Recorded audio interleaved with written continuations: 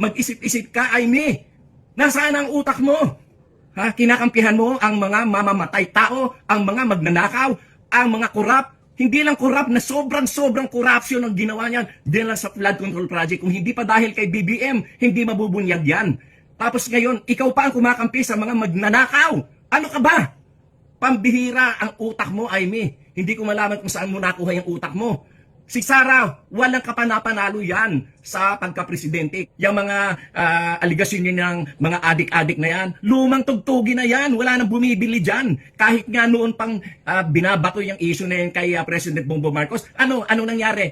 For the first time, ang majority elected president ang ating naihalal for the first time. At for the first time, nagkaroon ng boto na pagkarami-rami ng 31 million plus. At yan ay kauna-unahang nangyari.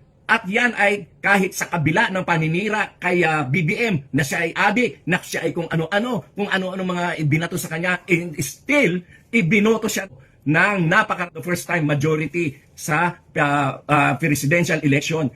At yung mga adik-adik nan, lumang tugtugin na yan, wala nang bumibili dyan. Kayo lang na mga bumibili dyan, yung mga kulang, yung mga bobo,